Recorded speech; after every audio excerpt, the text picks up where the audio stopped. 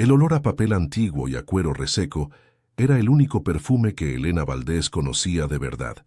A sus 22 años, sus dedos, finos y manchados de tinta, se deslizaban con la pericia de un cirujano sobre el lomo de un incunable del siglo XVII.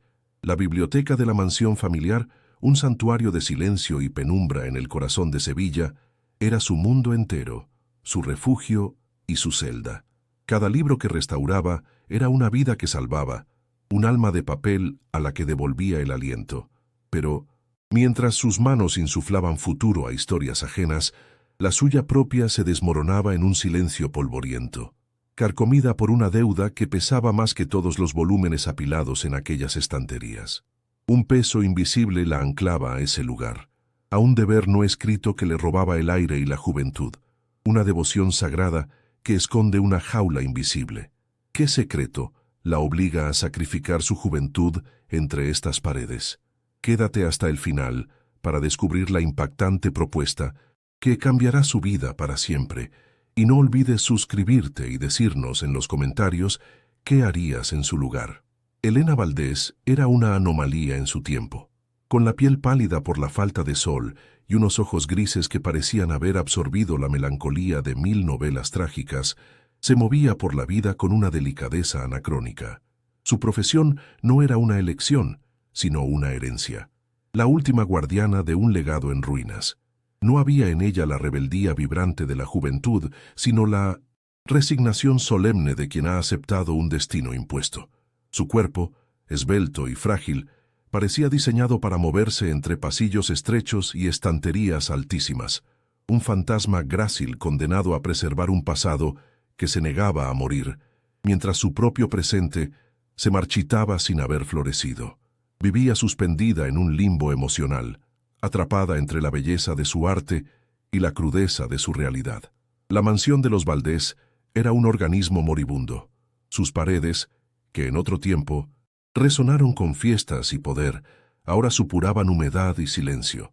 La luz de la tarde andaluza se filtraba a través de los ventanales sucios, dibujando rectángulos dorados sobre el suelo de mármol desgastado, iluminando motas de polvo que danzaban como espíritus del pasado. Cada crujido de la madera, cada portazo provocado por una corriente de aire, era un lamento por la grandeza perdida. Para Elena, la casa no era un hogar, sino un mausoleo, un laberinto de habitaciones cerradas y muebles cubiertos con sábanas blancas que olían a tiempo detenido. Era el símbolo tangible del honor familiar que ella, y solo ella, debía proteger de la humillación final, una carga que la aplastaba con el peso de generaciones enteras. Su virginidad era su último bastión de idealismo, una elección tan consciente como anacrónica. No nacía del miedo ni de un trauma oculto, sino de las páginas de los libros que amaba. En ellos había aprendido que el amor era una conexión de almas, un encuentro trascendental que merecía ser esperado con la devoción de un peregrino. Mientras el mundo exterior se movía a un ritmo vertiginoso de relaciones efímeras y pasiones fugaces, Elena custodiaba su inocencia como el más preciado de sus manuscritos, convencida de que entregar su cuerpo era un acto que debía ir acompañado de una entrega total del espíritu. Esta pureza autoimpuesta era su forma silenciosa de rebelión contra una realidad que le parecía vulgar y carente de magia, una armadura romántica que, sin saberlo, la hacía terriblemente vulnerable. La presión externa se manifestaba en sobres con sellos rojos y en la voz cada vez más quebrada de su padre al otro lado del teléfono. Las deudas no eran una abstracción, sino una presencia física y asfixiante que se colaba por debajo de las puertas. Elena había aprendido a descifrar la gravedad de la situación en los gestos de su padre, en la forma en que su mano temblaba al encender un cigarrillo, en la mirada perdida que clavaba en los retratos de sus antepasados, en el silencio denso que se instalaba entre ellos durante las cenas. Él, un hombre consumido por el orgullo y la derrota, había agotado todas las vías, depositando sobre los frágiles hombros de su hija la responsabilidad de evitar el colapso definitivo del apellido Valdés. La salvación de su familia tenía un precio, y Elena empezaba a intuir que sería ella quien tendría que pagarlo. Dentro de ella crecía un vacío inmenso, una disonancia dolorosa entre la riqueza emocional de los mundos que habitaba en su lectura y la esterilidad de su propia existencia. Se sentía como un personaje secundario en su propia vida, una figura espectral cuya única función era servir a un propósito mayor, la preservación de un nombre, de una casa, de un honor que ya no significaba nada para ella. Anhelaba la pasión, el riesgo, el error. Deseaba sentir el pulso de la vida real más allá de las cubiertas de cuero y las páginas amarillentas. Su corazón era un territorio virgen y desolado, lleno de un amor teórico que no encontraba dónde anclar. La soledad era su compañera más fiel, una sombra que se alargaba con cada libro que terminaba, recordándole que todas las grandes historias de amor le sucedían a otros. La estocada final llegó una tarde de martes, no con un grito, sino con un susurro. Su padre, sentado en su despacho con la mirada vacía, deslizó un único folio sobre la mesa de caoba. Era un aviso de embargo definitivo. Los números bailaban ante los ojos de Elena, fríos, implacables, sentenciando el fin de todo lo que conocía. El abismo que había estado bordeando durante meses se abrió de repente a sus pies, vasto y aterrador.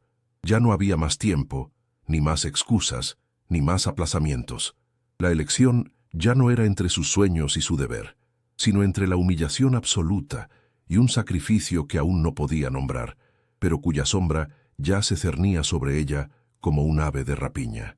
En ese instante, Elena comprendió que su vida, tal y como la conocía, había terminado. La rutina de Elena era un ritual inmutable, una liturgia de gestos precisos y silencios prolongados que comenzaba con la primera luz pálida que se colaba por los altos ventanales de la biblioteca. Sus días no se medían en horas, sino en el lento avance de una restauración, el secado de un adhesivo, la delicada sutura de una página rasgada, el paciente pulido de una cubierta de piel. El mundo exterior, con su ruido y su prisa, era un eco lejano, una ficción que apenas rozaba los gruesos muros de la mansión.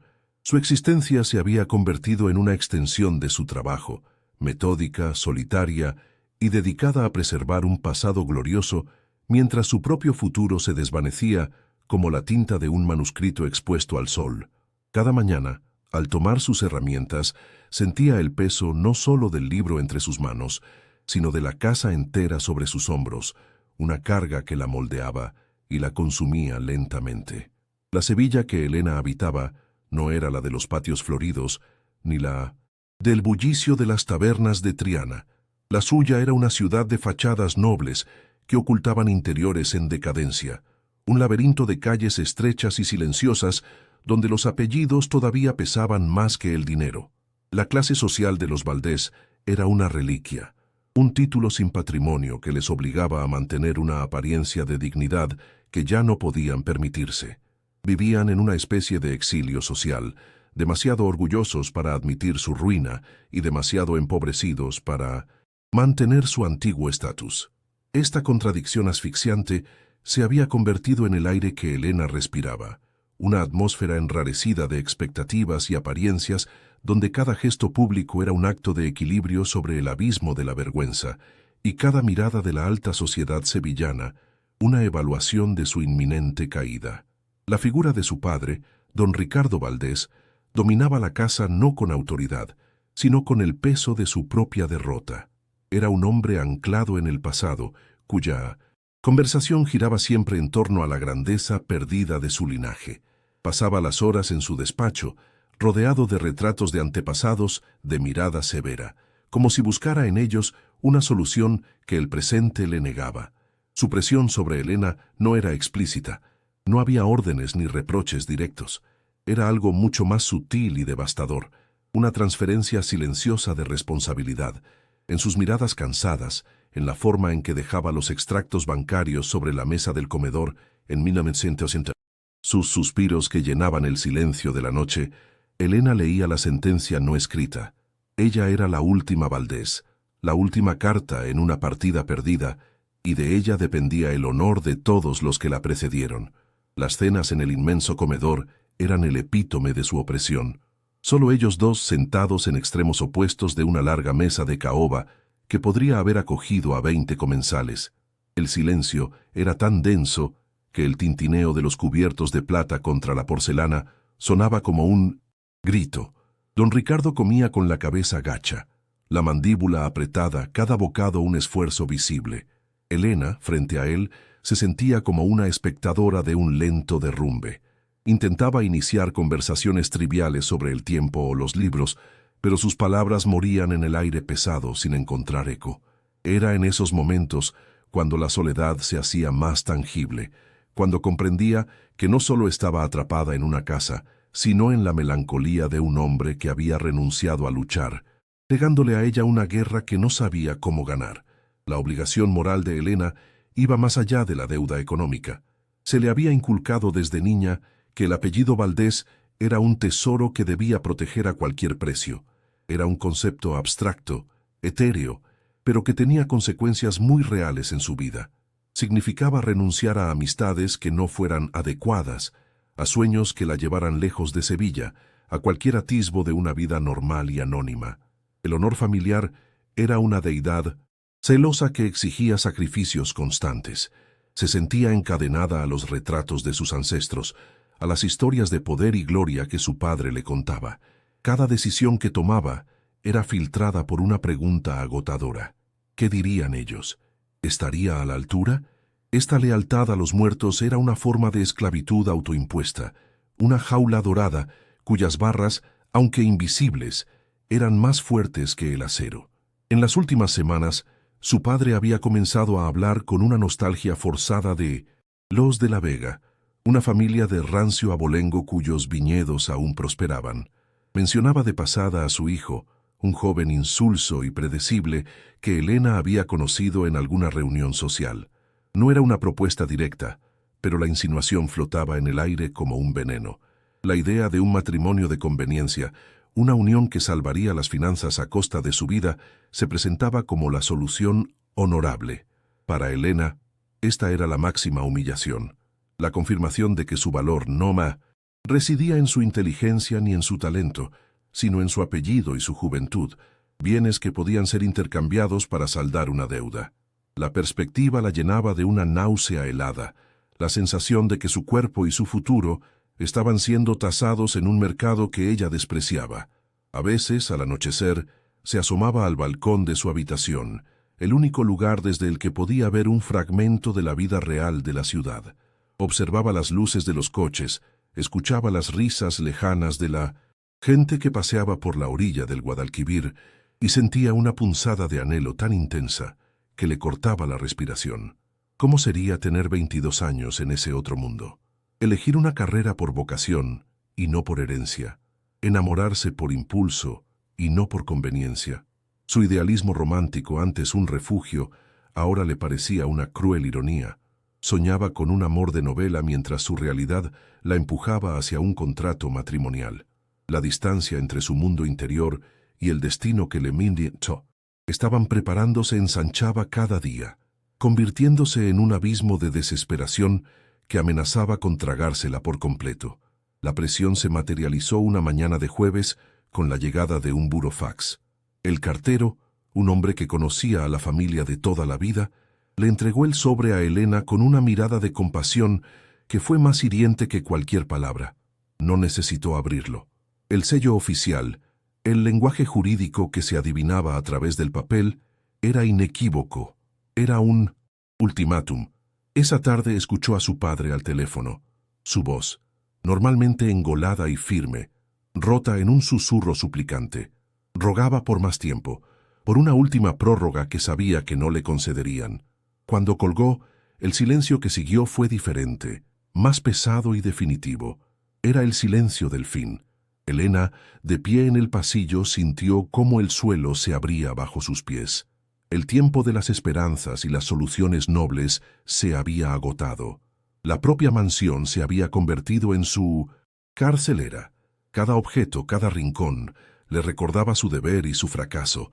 El terciopelo raído de los sillones, el polvo que cubría el piano de cola que nadie tocaba, las manchas de humedad que se extendían por los techos como un mapa de su decadencia.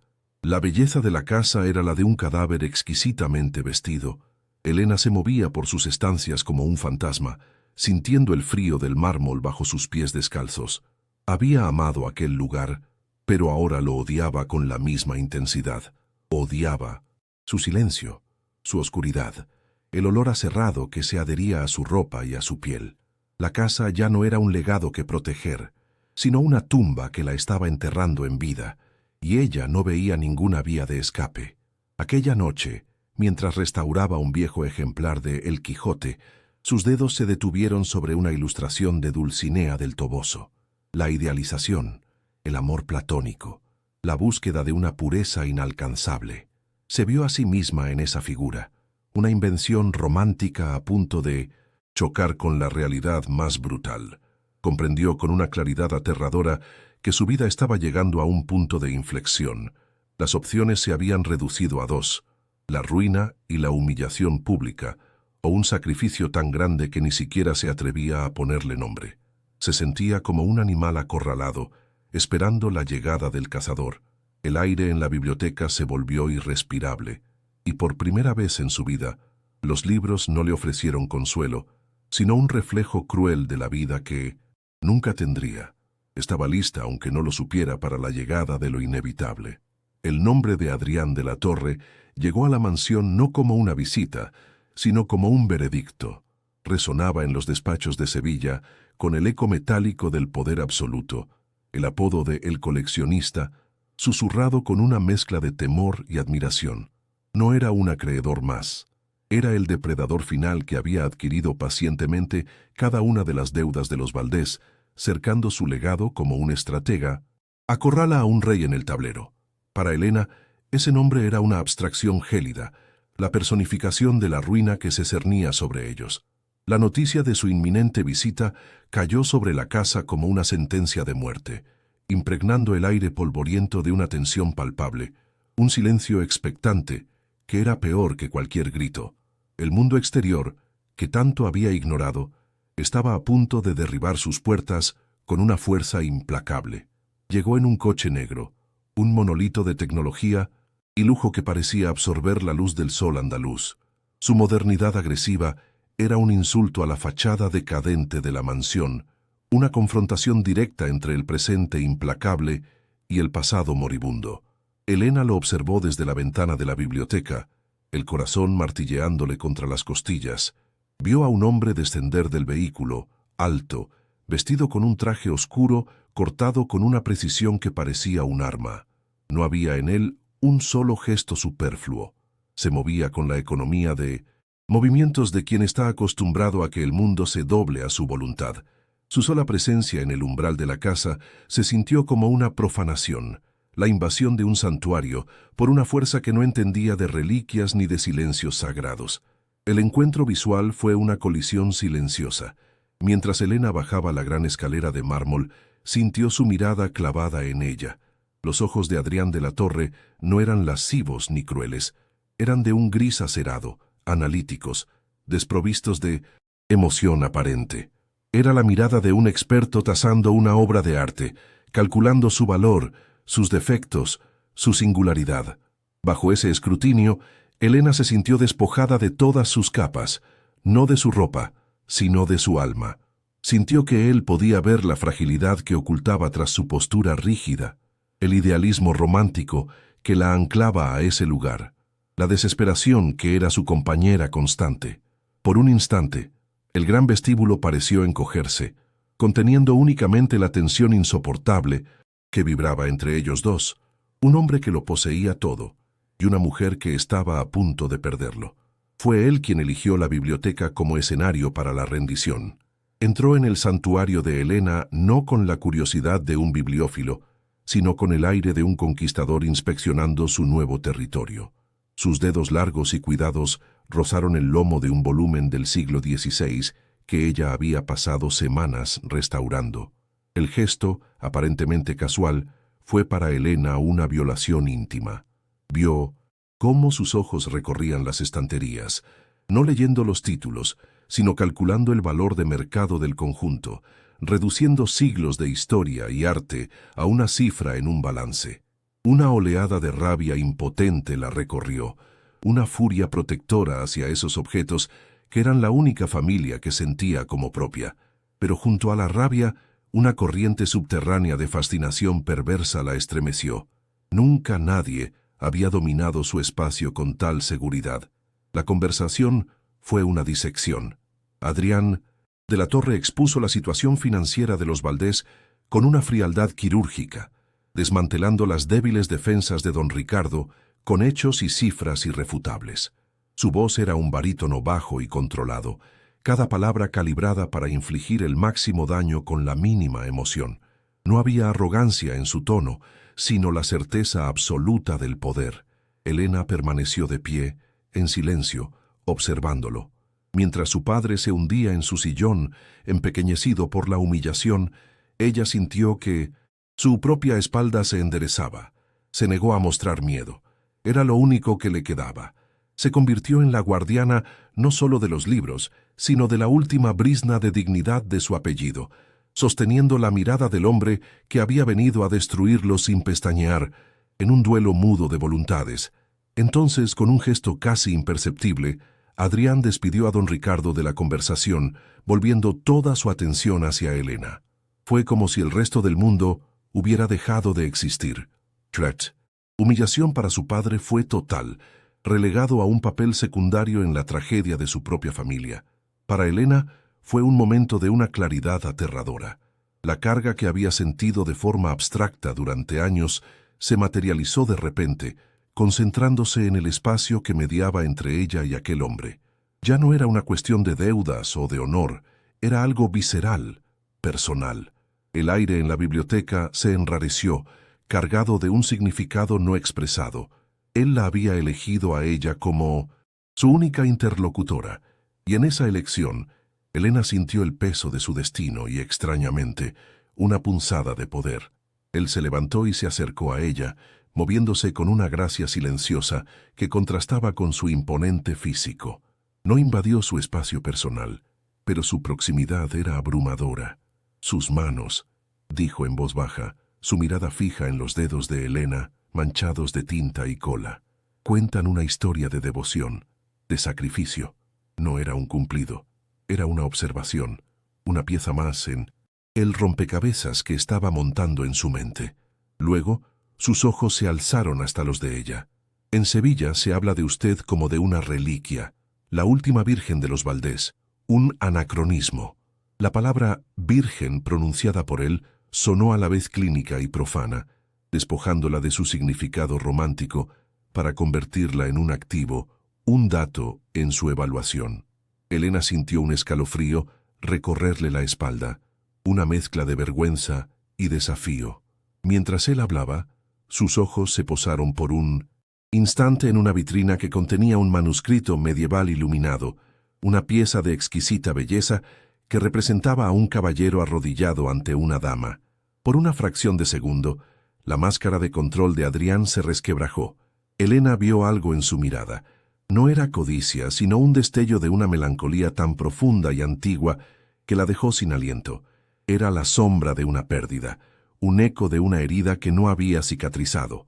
Fue un atisbo fugaz del hombre que se escondía tras el muonex depredador, una vulnerabilidad que conectó con la suya de una forma inesperada y perturbadora.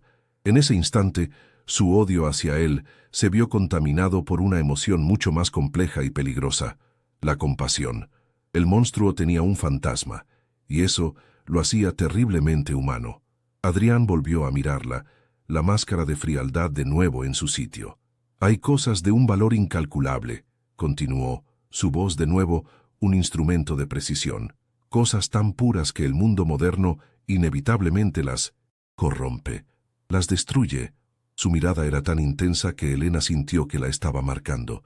La única forma de preservar esa pureza no es esconderla, sino poseerla, ponerla a salvo bajo una protección absoluta, lejos de la decadencia que la amenaza.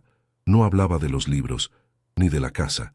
Las palabras flotaron entre ellos, una propuesta velada, una idea monstruosa y a la vez extrañamente seductora.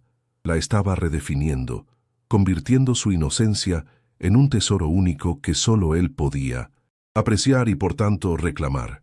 Era la lógica retorcida de un coleccionista, y ella era la pieza que culminaría su colección. Se marchó sin despedirse, dejando tras de sí un silencio cargado de electricidad. Recibirán mi propuesta por escrito. Tienen 24 horas, fue todo lo que dijo antes de darles la espalda. En el umbral de la biblioteca, se detuvo y se giró para mirarla una última vez. Esa mirada final no contenía amenaza, sino una certeza escalofriante, la de un hombre que nunca había perdido una negociación. Era una promesa y una sentencia. Cuando la puerta se cerró, Elena se quedó inmóvil, el eco de su presencia vibrando aún en el aire. El primer contacto había terminado, pero la verdadera batalla, la que se libraría dentro de su propia alma, no había hecho más que empezar. Se sentía atrapada entre el terror a su propuesta y una inexplicable y prohibida fascinación por el hombre que se la iba a hacer. La propuesta llegó en un sobre de color marfil, grueso y frío, al tacto. No era un documento legal al uso, sino un contrato redactado con la precisión de un cirujano y la crueldad de un verdugo. Cada cláusula era una cadena, cada palabra una losa sobre el alma de Elena. Las cifras, desorbitadas y salvadoras, bailaban ante sus ojos, pero era el anexo titulado Condiciones de cumplimiento personal, el que le robó el aliento. No había eufemismos. Se detallaba la compra de un bien intangible, su inocencia. El lenguaje era aséptico, desprovisto de cualquier emoción, lo que lo hacía infinitamente más obsceno. Era la transacción más antigua del mundo, vestida con la seda de las altas finanzas. Elena sintió una náusea helada, la sensación de que su cuerpo y su historia estaban siendo despiezados y catalogados para la venta en una subasta privada de la que ella era el único lote. Las 24 horas del ultimátum se estiraron como una tortura. Elena vagó por la mansión, sintiendo por primera vez que las paredes la observaban, juzgándola. Cada retrato de sus antepasados parecía mirarla con una mezcla de súplica y desdén. El silencio de la casa ya no era pacífico, sino acusador. Se sentó en el suelo de la biblioteca, rodeada de sus libros, sus únicos confidentes, y sopesó el abismo. Por un lado, la ruina, el desahucio, la vergüenza pública de su padre, un hombre ya roto que no sobreviviría a tal humillación. Por otro, la aniquilación de su yo más íntimo, la profanación del ideal romántico que había sido el pilar de su existencia. No, era una elección entre el honor y el deshonor, sino entre dos formas distintas de morir, una muerte social y una muerte del alma. La libertad que tanto anhelaba se le presentaba ahora como la más perversa de las jaulas. Al amanecer del día siguiente, con los ojos secos por la falta de sueño y el corazón convertido en un témpano de resolución, tomó su decisión. No se presentó ante Adrián como una víctima suplicante, sino como la contraparte en un negocio. Lo citó en las oficinas de él, un rascacielos de cristal y acero que apuñalaba el cielo de Sevilla, un mundo antagónico al suyo. Vestida con un sencillo vestido negro, su palidez acentuada por la severidad del color, entró en su despacho minimalista y gélido. Se detuvo frente a su escritorio de ébano, y con una voz que no le tembló, aceptó los términos económicos. «Pero tengo una condición», añadió, su mirada gris clavada en la de él, inquebrantable. «No será un único acto. Durante el tiempo que estipule el contrato, hasta el cumplimiento final, vendrá a la biblioteca y me escuchará. Le contaré la historia de cada libro que salvo». Adrián de la Torre, un hombre acostumbrado a que el mundo se plegara a sus deseos sin cuestionarlos, se quedó momentáneamente desconcertado. Esperaba lágrimas, ruegos, ira o una sumisión resignada. No esperaba una contraoferta que no involucrara dinero, sino tiempo e intimidad intelectual. La audacia de su demanda lo desarmó. Convertir una transacción carnal en una serie de tutorías privadas sobre manuscritos antiguos era un movimiento tan inesperado que rozaba lo genial. Vio en sus ojos no la fragilidad de una presa, sino la dignidad indomable de una reina depuesta. Una leve, casi imperceptible sonrisa se dibujó en sus labios. Aquello era mucho más interesante que una simple adquisición. «Acepto su condición», respondió, su voz un murmullo grave. El contrato, en ese instante, dejó de ser un simple documento para convertirse en el tablero de un juego mucho más complejo y peligroso. El primer encuentro bajo los nuevos términos tuvo lugar en la biblioteca, el santuario de Helena. Adrián entró con la misma aura de conquistador, pero esta vez había una diferencia sutil en su postura. Era un invitado, obligado por sus propias reglas a participar en el ritual de ella. Helena, con una calma forzada, había seleccionado un códice del siglo XIV, una historia de amor cortés llena de sacrificios y anhelos platónicos, mientras sus dedos enguantados pasaban con delicadeza sobre las miniaturas iluminadas. Su voz llenó el silencio, no solo describiendo la técnica del artista, sino desgranando el alma de la historia, la devoción del caballero, la pureza inalcanzable de la dama. No lo miraba a él, sino al libro, pero era consciente de cada una de sus respiraciones, de la intensidad de su escrutinio, que ya no era el de un tasador, sino el de un hombre que intentaba descifrar un código secreto. Él escuchaba en silencio, apoyado en una de las estanterías, con los brazos cruzados. Al principio su expresión era de una paciencia condescendiente, la de quien cumple un trámite molesto, pero a medida que Helena hablaba, algo en él cambió. La pasión con la que ella describía el pigmento lapislázuli, la forma en que su voz se teñía de melancolía al narrar el destino de los amantes, trascendía la mera erudición. Era una comunión profunda con el objeto, con la historia. Adrián, que solo entendía el mundo en términos de posesión y valor, se encontró frente a una forma de riqueza que no podía comprar: la devoción. Por primera vez, vio el alma que se escondía tras el activo que había adquirido, una fuerza tranquila y luminosa que, en lugar de disminuir ante él, parecía crecer en su propio territorio. En la segunda sesión, ella eligió un tratado de filosofía estoica, encuadernado en piel de cabra. Hablaba de la aceptación del destino y de la fortaleza interior como único bien verdadero. Sus palabras eran una velada declaración de intenciones, un mensaje cifrado para él. Mientras señalaba un pasaje en el margen, sus dedos rozaron los de Adrián, que se había inclinado para ver mejor. Fue un contacto fugaz, la piel fría de ella contra el calor contenido de la de él, pero el efecto fue devastador. Una descarga eléctrica recorrió el brazo de Helena, subiendo hasta su pecho y dejándola sin aire. Levantó la vista y sus ojos se encontraron con los de él. En su mirada gris acerada vio una sorpresa genuina, una vulnerabilidad tan efímera como un relámpago, antes de que la máscara de impasibilidad volviera a caer en su sitio. Ambos se apartaron lentamente, pero el espacio entre ellos quedó cargado de una tensión nueva, física y palpable. A partir de ese instante, la dinámica de sus encuentros se transformó irrevocablemente. Las sesiones en la biblioteca se convirtieron en un campo de batalla íntimo. Adrián empezó a hacer preguntas, interrumpiendo las exposiciones de Helena, no con escepticismo, sino con una curiosidad afilada. Cuestionaba las motivaciones de los personajes históricos, la psicología tras los mitos, revelando una inteligencia y una cultura que iban mucho más allá del mundo de las finanzas. Helena, a su vez, se envalentonaba, defendiendo sus interpretaciones, debatiendo con él, olvidando por momentos quién era él y qué representaba su presencia allí.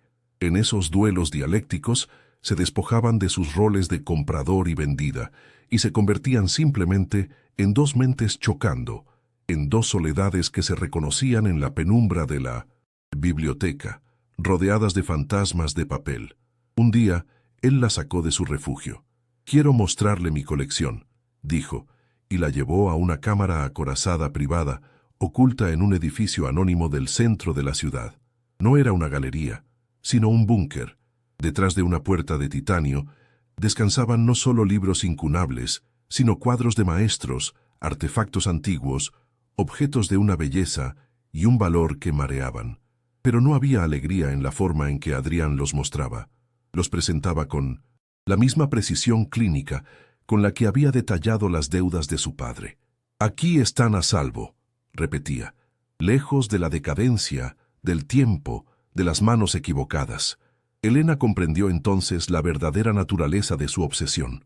No coleccionaba por amor al arte, sino por miedo a la pérdida.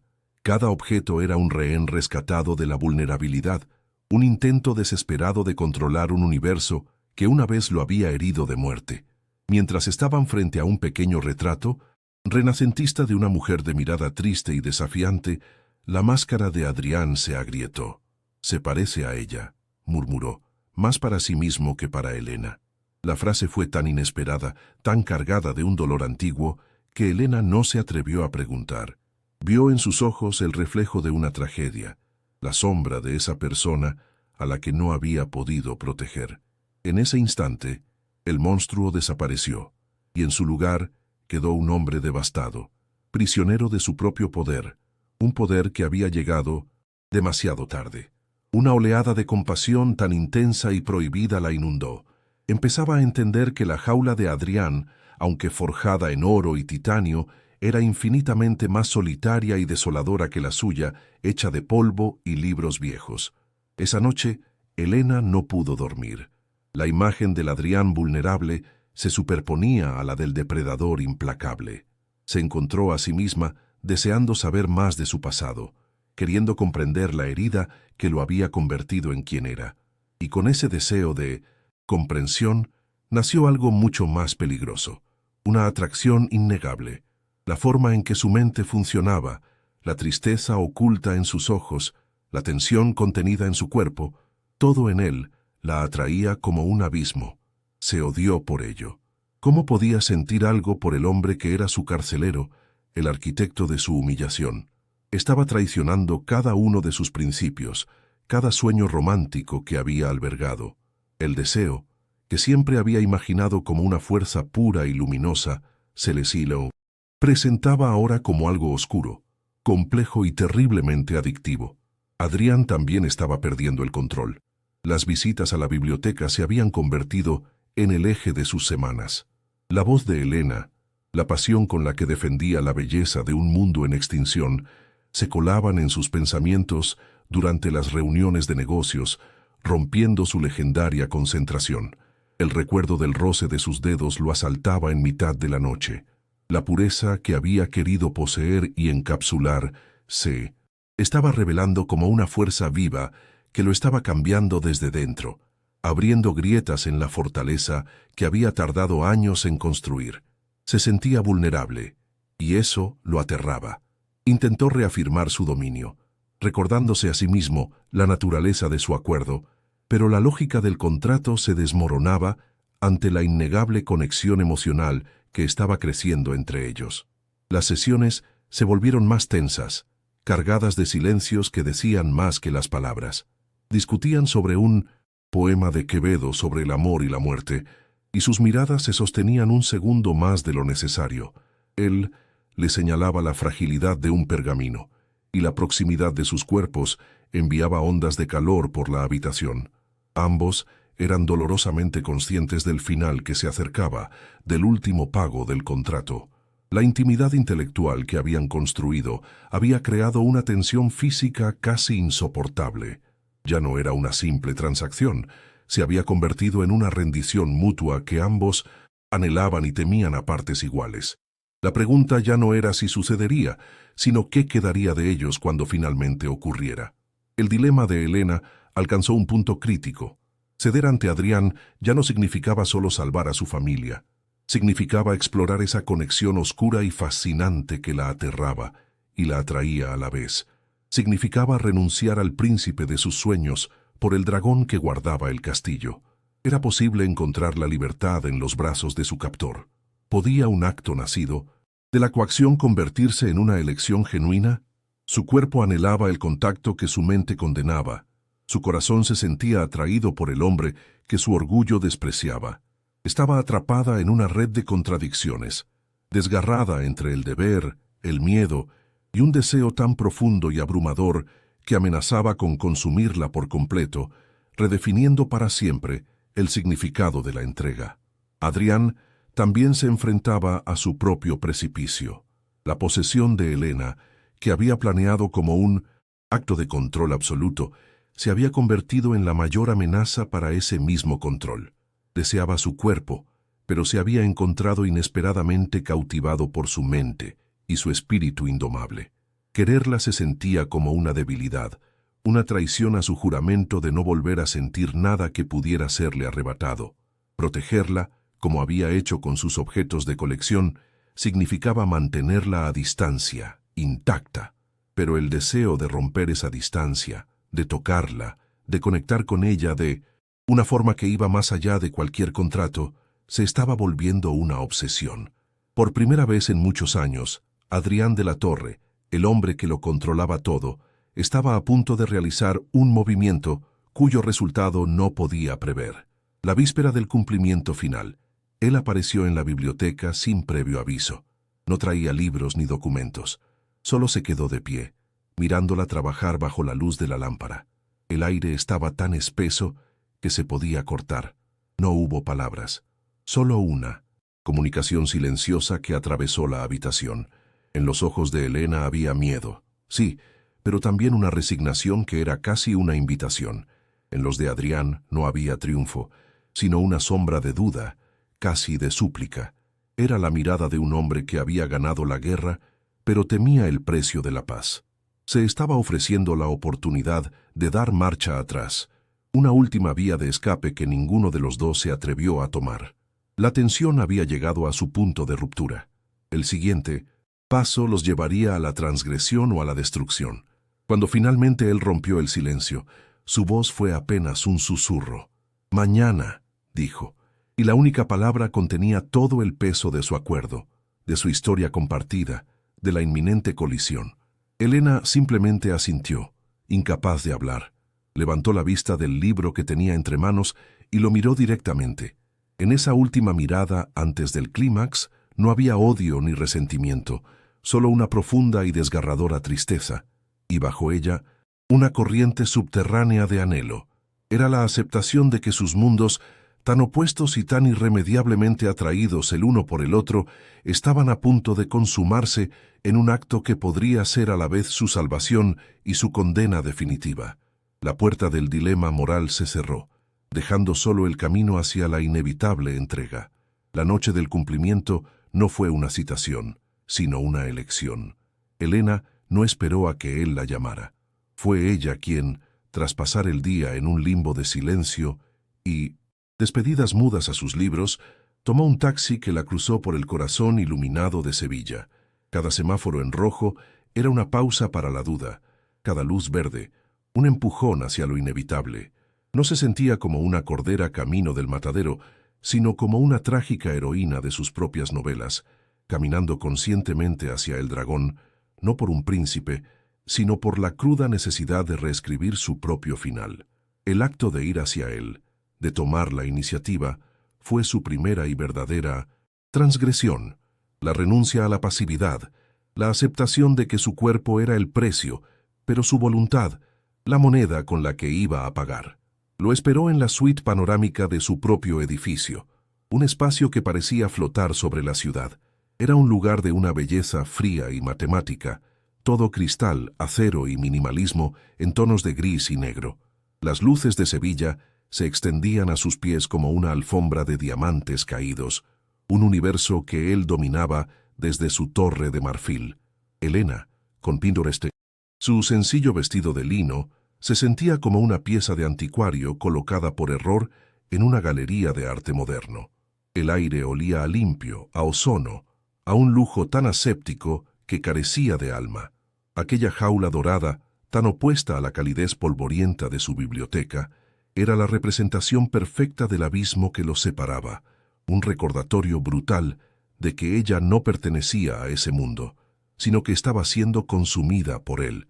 Cuando Adrián entró, la encontró de pie junto al inmenso ventanal, su silueta recortada contra el tapiz de luces de la ciudad. Por un instante, se detuvo en el umbral, observándola. No parecía una prisionera, sino una aparición, un espíritu de otro tiempo que había invadido su fortaleza. Se recompuso rápidamente adoptando su máscara de control. Se acercó a ella con pasos medidos y le ofreció una copa de vino con un gesto formal, como si estuvieran cerrando un negocio más.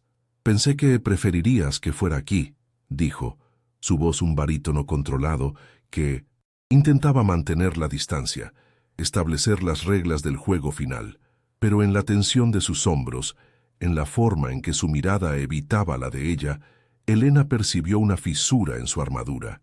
Él también estaba librando una batalla. Ella negó con la cabeza, rechazando la copa, un pequeño gesto de insumisión que lo descolocó. Luego, con una lentitud deliberada, se llevó las manos a la espalda para desabrochar el único botón de su vestido. Sus dedos temblaban, pero su mirada era firme, un desafío silencioso en medio de su terror. No iba a permitir que aquel acto fuera una transacción pasiva. Si iba a entregar su cuerpo, lo haría con la conciencia de su sacrificio, obligándolo a él a ser testigo no de una rendición, sino de una inmolación.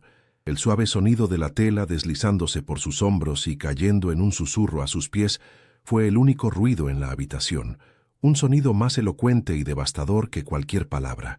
Se quedó ante él, vulnerable y pálida bajo la luz artificial, una estatua de marfil a punto de ser profanada.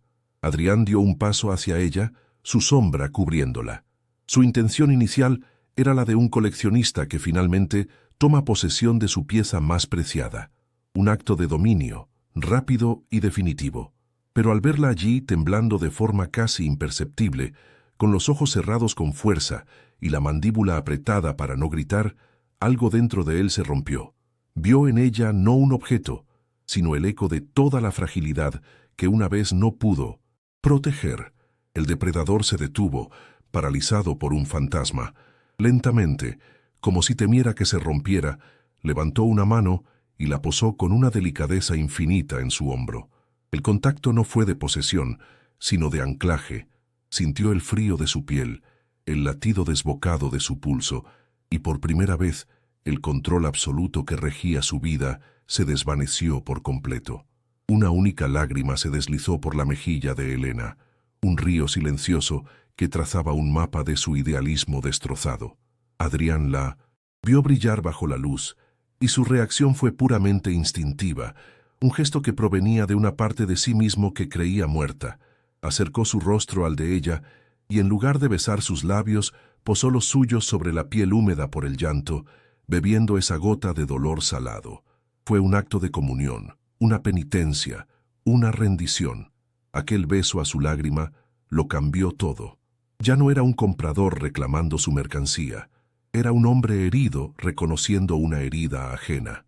La tomó en brazos, y el movimiento no fue el de un captor, sino el de alguien que rescata un tesoro de las llamas, y la llevó hacia la cama con un cuidado reverencial que ella jamás habría imaginado. La entrega fue un ritual de una ternura desgarradora. Cada caricia de Adrián era una pregunta, cada beso, una disculpa. Deshizo su virginidad no con la urgencia de la lujuria, sino con la paciencia de un restaurador que maneja un manuscrito único, temiendo causar el más mínimo daño. Susurró su nombre contra su piel, una y otra vez, como si fuera un ancla en medio de una tormenta que amenazaba con ahogarlos a ambos. Elena, que había preparado su cuerpo para el dolor y la humillación, se encontró envuelta en una calidez inesperada que desarmó todas sus defensas. El dolor físico fue breve, eclipsado por la abrumadora intensidad de una conexión emocional que nunca había creído posible, especialmente no con él. Abrió los ojos y lo miró, viendo por primera vez al hombre detrás del monstruo. En el clímax del acto, sus miradas se encontraron y se sostuvieron, y en esa conexión silenciosa, el contrato se hizo cenizas. No hubo triunfo en los ojos de él, ni derrota en los de ella. Lo que compartieron fue una revelación mutua y aterradora. La soledad profunda que ambos habían intentado mantener a raya se había encontrado con su igual. Fue un instante de verdad absoluta, donde las máscaras cayeron y sus almas desnudas se reconocieron en la penumbra. La consumación no fue el final de una transacción, sino el principio de algo infinitamente más complejo y peligroso. Se aferraron el uno al otro no como amantes, sino como dos náufragos que acaban de encontrar la única tabla de salvación en medio de un océano infinito, sabiendo que esa misma tabla podría no ser suficiente para mantener a flote a los dos. Tras el temblor final, un silencio denso y pesado llenó la habitación. Elena apoyó la cabeza en su pecho, escuchando el ritmo caótico de su corazón, un tambor que delataba la tormenta interna que él se esforzaba por ocultar. Él la rodeó con sus brazos, un abrazo posesivo y a la vez desesperadamente protector. Pasaron minutos que parecieron horas, hasta que la voz de Adrián rompió el silencio, un murmullo ronco y quebrado contra el cabello de ella. A ella no pude protegerla, confesó, y en esas 5 palabras se condensaba toda la tragedia de su pasado, toda la explicación de su presente. No dijo un nombre, no dio detalles, pero Elena lo entendió todo.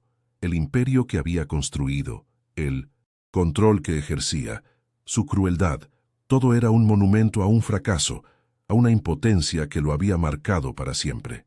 Al escuchar su confesión, la última brizna de miedo o resentimiento en el corazón de Elena se disolvió, reemplazada por una oleada de compasión tan inmensa que la dejó sin aliento. El hombre que la había comprado, que la había acorralado y forzado a este sacrificio, era en realidad un prisionero, mucho más atrapado que ella. En un gesto que invirtió por completo sus roles, fue ella quien lo consoló. Levantó una mano y acarició su rostro, siguiendo la línea tensa de su mandíbula con sus dedos. No dijo nada. No era necesario. En esa caricia silenciosa, la víctima se convirtió en sanadora, el objeto comprado en refugio. El acto de transgresión no los había destruido. Los había roto a ambos, sí, pero los había vuelto a ensamblar en una forma nueva e imprevista, unidos por las cicatrices que acababan de mostrarse el uno al otro. El amanecer se filtró por los inmensos ventanales de la suite con una crueldad aséptica, delineando el contorno de los muebles de diseño y el cuerpo dormido de Elena. Adrián se despertó antes, sintiendo el calor de ella a su lado como una marca de fuego. El pánico, frío y familiar, le atenazó las entrañas. La intimidad de la noche, la confesión susurrada en la oscuridad, había sido una brecha inaceptable en su fortaleza. La vulnerabilidad que había mostrado le pareció una enfermedad que debía extirpar de inmediato. Miró su rostro, sereno, la huella de las lágrimas ya seca en su piel, y en lugar de ternura sintió un terror primordial, el terror a la pérdida, el fantasma que lo gobernaba. El coleccionista debía recuperar el control. La pieza ya estaba en su poder, catalogada. La transacción, por tanto, había concluido. La necesidad de restablecer la distancia era tan vital como el aire. Se levantó de la cama con movimientos sigilosos y precisos, despojándose de la noche como si fuera una piel ajena. El chasquido de su reloj de platino al cerrarse en su muñeca fue el primer sonido del nuevo orden, un metrónomo que marcaba el regreso al mundo de los negocios. Elena se despertó con el susurro de la tela de su traje, un sonido caro y desalmado. Lo vio de espaldas, ya perfectamente vestido, una silueta impenetrable contra el amanecer de Sevilla. No se giró. El acuerdo está cumplido, dijo, su voz despojada de toda la calidez de la noche anterior, tan afilada y fría como el cristal de la ventana. La transferencia a la cuenta de tu padre se ha hecho efectiva. Eres libre. Dejó sobre una mesa de caoba un fajo de billetes, un insulto final, un intento burdo de reducir su encuentro a la más simple de las transacciones. Luego, sin una sola mirada atrás, se marchó, cerrando la puerta con un clic definitivo que resonó en el alma de Elena como un portazo. Sola en la inmensidad estéril de la suite, Elena se sintió como un fantasma. El lujo que la rodeaba era una jaula de oro aún más opresiva que la de su mansión. Se acercó al espejo y contempló su reflejo, buscando un cambio, una marca visible de la noche que la había transformado. Pero su piel era la misma. Sus ojos grises seguían conteniendo la misma melancolía de siempre. Sin embargo, algo fundamental se había roto en su interior. El idealismo romántico, la armadura con la que se había protegido del mundo, yacía hecho añicos a sus pies. La entrega no había sido la humillación que temía, sino algo infinitamente más complejo y doloroso, una conexión. Y el abandono posterior, esa frialdad calculada, fue el verdadero acto de crueldad. Se sintió vacía, no por la inocencia perdida, sino por la esperanza que, sin darse cuenta, había depositado en su carcelero. El regreso a la mansión fue un viaje a través de un paisaje que ya no reconocía. La casa, el motivo de su sacrificio, ahora le parecía un mausoleo a su inocencia perdida. El olor a papel antiguo y a cera le provocó una punzada de náusea. Todo estaba igual, pero ella era otra. Su padre la recibió con una alegría febril, sus ojos brillando con un alivio que no se molestaba en ocultar. Hablaba de planes, de restaurar el ala oeste, de recuperar el prestigio del apellido Valdés. Cada una de sus palabras era una tortura para Elena. Él celebraba una victoria cuya batalla no había librado, ciego al precio que su hija había pagado en el silencio de una noche. La salvación de su familia la había condenado a un exilio interior, aislándola de la única persona por la que lo había hecho todo. La brecha entre ellos se había vuelto un abismo insalvable. Mientras tanto, en su ático de acero y cristal, Adrián se ahogaba en su propio imperio. Se sumergió en el trabajo con una ferocidad desesperada, encadenando reuniones, analizando mercados, devorando cifras. Intentaba reconstruir su fortaleza, ladrillo a ladrillo, pero el recuerdo de Elena era una grieta en los cimientos. La sensación de su piel bajo sus dedos, el sabor salado de su lágrima, el sonido de su nombre susurrado en la oscuridad. Todo ello se negaba a ser archivado como una simple transacción. Se odiaba por su debilidad, por haber permitido que una emoción, una sola, se filtrara en su mundo hermético. Miraba su colección de objetos preciosos, rescatados de la decadencia y el olvido, y por primera vez los vio como lo que eran, cosas muertas, incapaces de devolverle la mirada, de sangrar, de sentir. Su control absoluto se había convertido en su prisión más solitaria. Los días siguientes fueron un tormento, silencioso para Elena. Se refugió en la biblioteca, su santuario, pero incluso allí encontró el eco de Adrián. Cada libro que tocaba le recordaba sus conversaciones, sus debates, la forma en que él la desafiaba y la escuchaba como nadie lo había hecho jamás. Las historias de amor cortés que antes la consolaban, ahora le parecían una farsa cruel. Sentía una culpa corrosiva, no por el acto físico, sino por la traición a sí misma.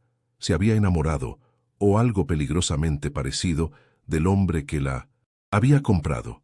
Había encontrado una conexión profunda en las circunstancias más viles, una paradoja que su mente no podía resolver. Se sentía sucia, no en su cuerpo, sino en su alma, por haber descubierto el deseo y la intimidad en los brazos de su destructor. Había salvado el honor de su familia a costa de destrozar el suyo propio. Pero en las profundidades de su desesperación, algo nuevo comenzó a agitarse. Era una brasa de ira, pequeña pero incandescente.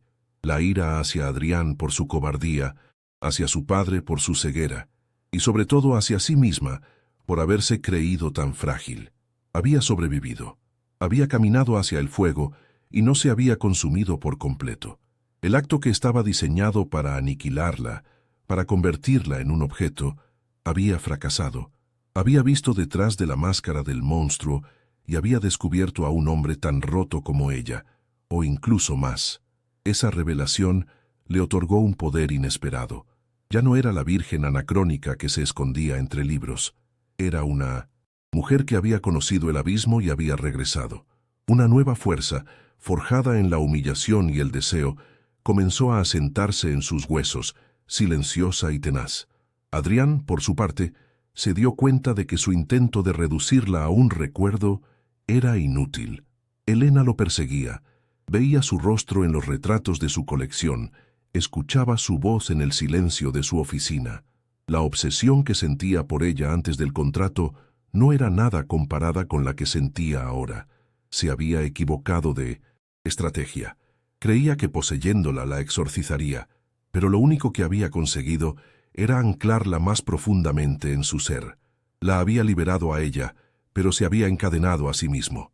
El recuerdo de su ternura, de esa conexión inesperada, era una adicción que lo consumía. Comprendió con una claridad aterradora que el contrato no había sido el final de nada. Había sido el principio de su propia ruina, de la demolición controlada de la fortaleza que había tardado una vida en construir. Una tarde, mientras limpiaba con delicadeza el lomo de un viejo volumen de poesía, Elena se detuvo. Sus manos, antes temblorosas, ahora se movían con una seguridad renovada.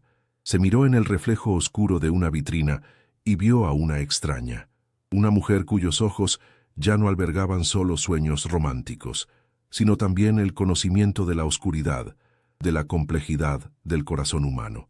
Ya no sentía solo la pérdida de su inocencia, sino el peso de una nueva sabiduría. El mundo ya no era blanco o negro, como en sus novelas. Era un laberinto de grises como los ojos del hombre que la había roto y al mismo tiempo la había despertado. La deuda estaba pagada, el sacrificio consumado, pero la historia, su verdadera historia, sentía que acababa de empezar.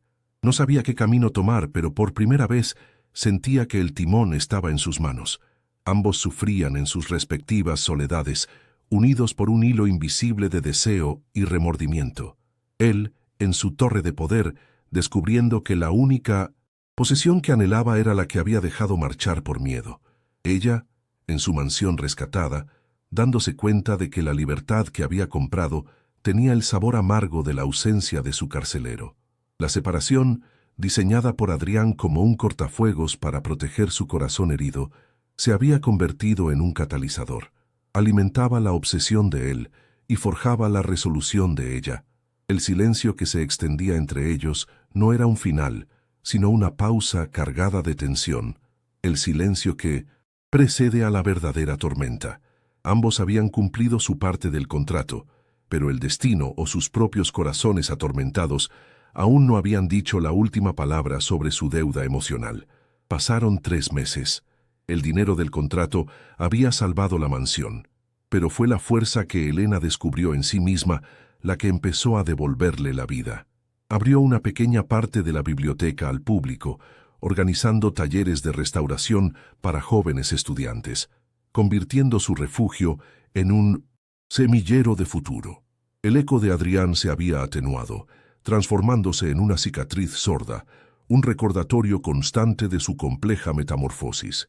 Una tarde de otoño, mientras el sol doraba las hojas de los naranjos del patio, un mensajero le entregó un paquete plano y rectangular, envuelto en un sobrio papel oscuro, sin remitente. Al tocarlo, un escalofrío familiar le recorrió la piel. Sabía, antes de abrirlo, que el silencio entre ellos estaba a punto de romperse de la forma más inesperada y elocuente posible. Dentro, sobre un lecho de terciopelo negro, reposaba un manuscrito medieval. No era un incunable perfecto de su colección, sino algo completamente distinto. Un libro de horas cuyas páginas, exquisitamente iluminadas con oro y lapislázuli, estaban descosidas, el lomo roto, la historia interrumpida. Era una obra de arte herida, de una belleza fragmentada y vulnerable.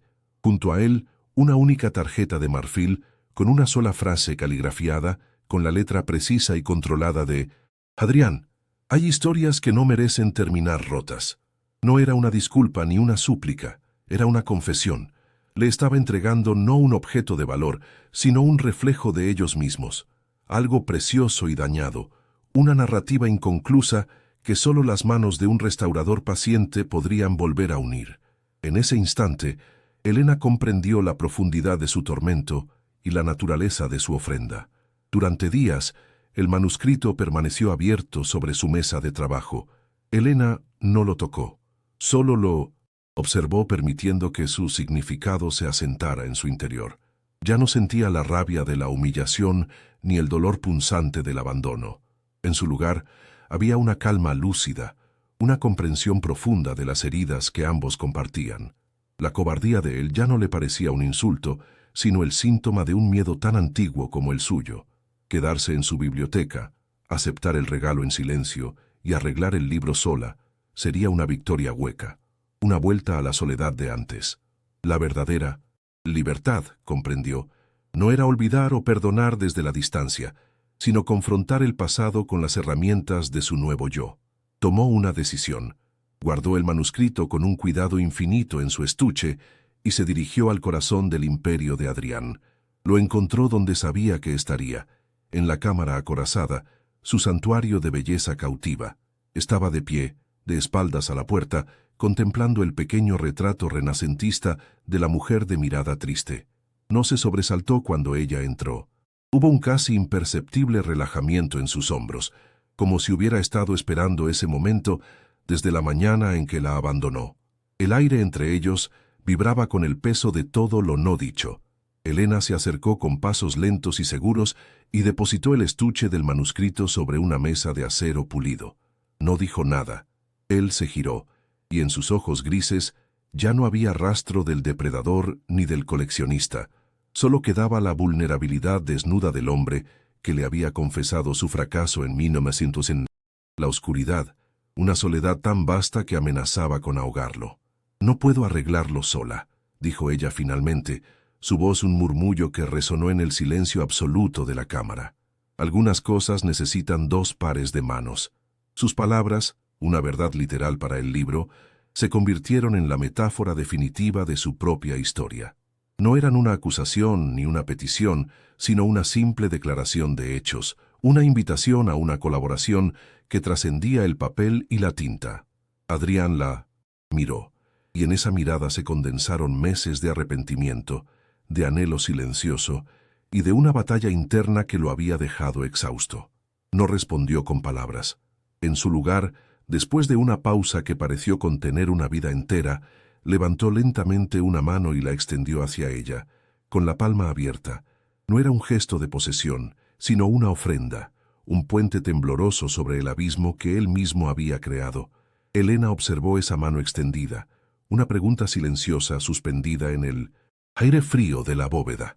Era la encarnación de una segunda oportunidad, no para volver al pasado, sino para escribir un futuro completamente nuevo sobre las ruinas del anterior.